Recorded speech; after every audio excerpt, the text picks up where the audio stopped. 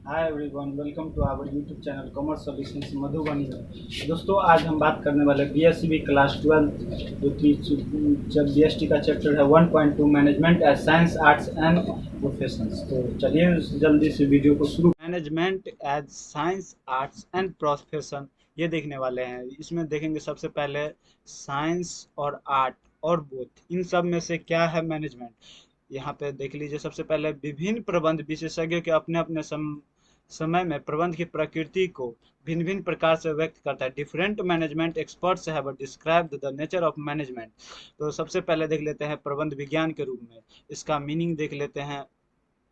विज्ञान का अभिप्राय उस क्रमबद्ध से है जो अवलोकन एवं प्रयोगों के आधार पर प्राप्त किया जाता है, जिसे प्रमाणित संभव है। यानी साइंस जो है सो अपने किए हुए काम को प्रूफ करता है।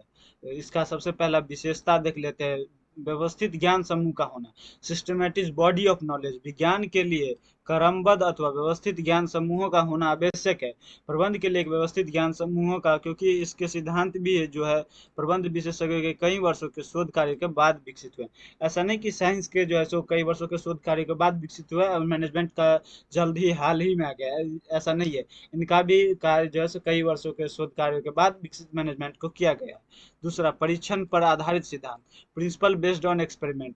विज्ञान की इस विशेषता को प्रबंध पर लागू करने से यह पता चलता है कि इसका विकास अनेकों वर्षों के तथ्यों संग्रह, विश्लेषण एवं प्रयोग किए जाने के बाद हुआ है। दूसरे शब्दों में, प्रबंध शास्त्र प्राप्ति सिद्धांतवादी एवं अन्य संबंधित लोगों को लगातार अथवा उत्साहपूर्ण परिश्रम के बाद हुई है। दोनों चीज में है, ऐसा नहीं है।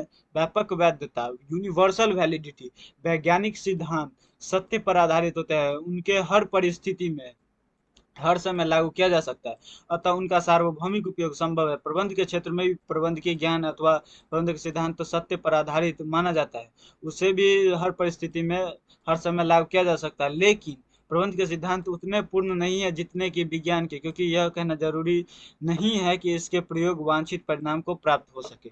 दोस्तों, ये यह कहना चाह रहा है कि साइंस जो है सो अगर आप जो सिस्टमेटिक रूप से करते हैं तो आपको रिजल्ट जरूर मिलेगा, लेकिन मैनेजमेंट में ऐसा नहीं है। वो कभी फेल्योर भी होगा और कभी सक्सेस भी, यही चीज बताएगा।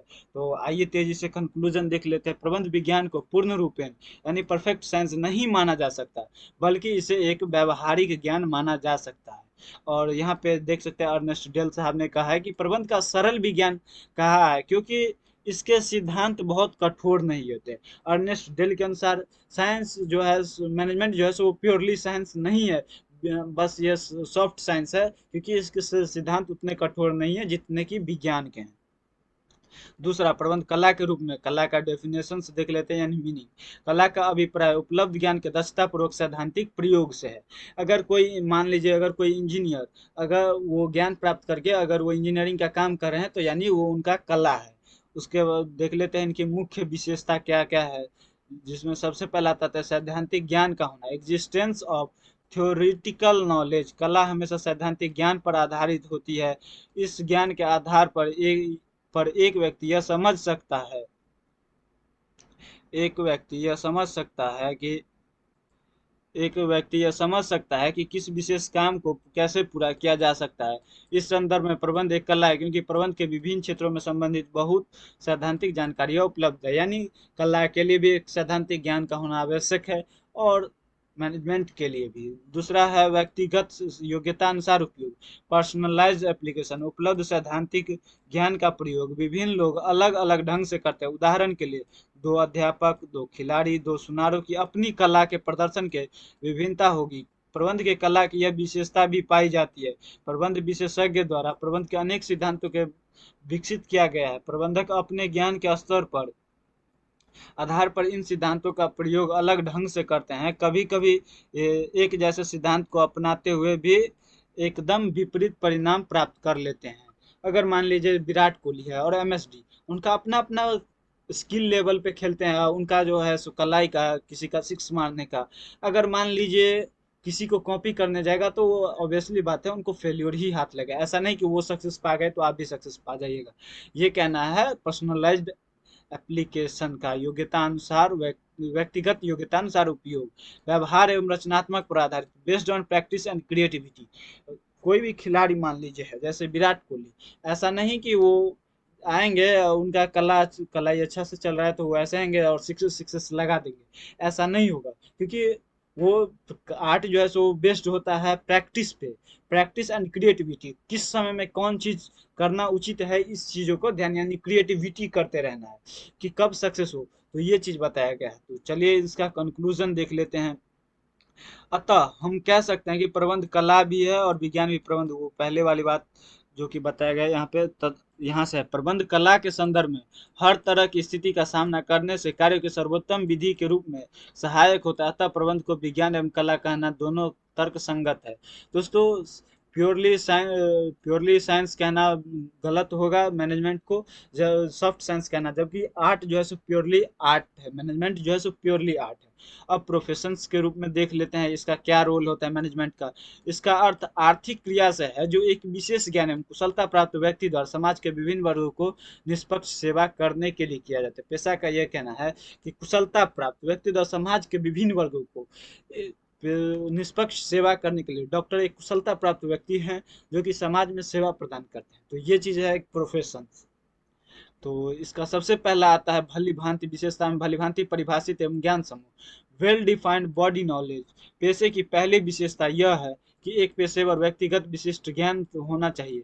प्रबंधक के भी अपने प्रयोग के आधार पर सिद्धांत एवं नियम है जिसे व्यवहारिकता में लाने के लिए विशेष कॉम्पिटेंस की जरूरत पड़ती है। इस विशेषता के आधार पर प्रबंध को पेशा माना जा सकता है। हाँ, ये चीज बताया गया कि वेल डिफाइंड नॉलेज, यानी मैनेजमेंट करने के लिए भी आपको ये नॉलेज होना चाहिए। अब आता है अवरोधित प्रवेश, रिस्ट्रिक्टेड एंट्री। पेशे में प्रवेश के लिए एक शैक्षणिक उपाधि होने की शर्त लगाई जाती है। उदाहरण के लिए कानून पेशे के लिए कानून की उपाधि होना, लेकिन अतः प्रबंध का संबंध प्रबंधक बनने के लिए ऐसी कोई शर्त नहीं है। इस आधार पर प्रबंध को पेशा नहीं माना जा सकता।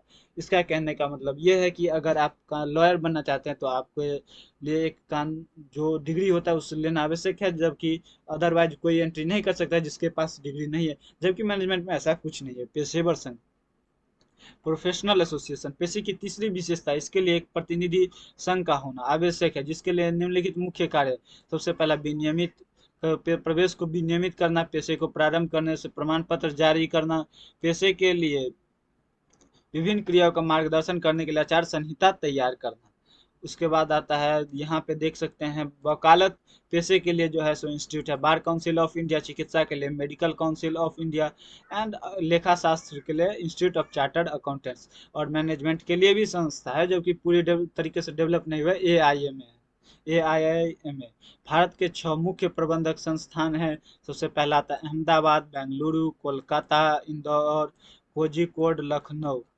अब दोस्तों चौथा आता है नैतिक आचार संहिता, इथिकल कोड कंडक्ट। एक पेशे के सदस्य निर्धारित आचार संहिता का पालन करने के लिए बाध्य है। आचार संहिता का अर्थ पेशेवर व्यवहार मार्गदर्शन करने के लिए बनाए गए नियमों अथवा अधिनियमों से पहले स्वीकृति पेशे जैसे कानून, चिकित्सा, लेखा शास्त्र आदि के लिए आचार संहिता निश्चित कर दी गई है, लेकिन प्रबंधक संबंध में इस तरह की कोई समान आचार संहिता निश्चित नहीं की गई है। इसका कहने का मतलब ये है कि लॉयर, अकाउंटेंट, ऐसे अकाउंट जो होता है CA, इन सबों के लिए एक रोड मैप दिया गया है कि अगर आप ये करते हैं तो यहीं तक आपका है, इसके अन्यथा अगर आप विपरीत करते हैं तो आपको परिणाम दिया जाएगा। लेकिन मैनेजमेंट में ऐसा कुछ नहीं है, ये फॉर्मली से ज़्यादा इनफॉर्मली इस्तेमाल किए जाते हैं। उसके बाद आता है सेवा उद्देश्य, सर्विस मोटिव। एक पेशे का मुख्य उद्देश्य समाज का सेवा होता है।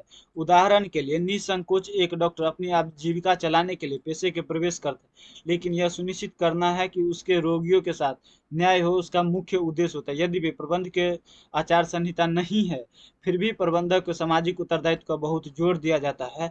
इस दृष्टिकोण से प्रबंध के पेशे के रूप में स्वीकार करने के लिए अधिक निसंकोच नहीं किया जाना, नहीं होना चाहिए। दोस्तों, मैनेजर डॉक्टर का जो है सो रोड मैप है कि आप जो है सो सर्विस में आप किसी को ये ऐसा नहीं कर सकते, जैसे बीमार है तो उसको आप ठीक करेंगे उसी के लिए। लेकिन मैनेजमेंट में ऐसा कुछ डिफाइंड नहीं है, आचार संहिता लागू नहीं है, तो इसीलिए सेवा का उद्देश्य जो है सो उसको नहीं मानता है मैनेजमेंट को। तो इसका फाइनली कंक्लूजन देख लेते हैं इस प्रकार। भारत में अभी प्रबंध के पेशे के रूप में विकसित नहीं हुआ, शैशव अवस्था में अतः धीमी गति से हो रहा है।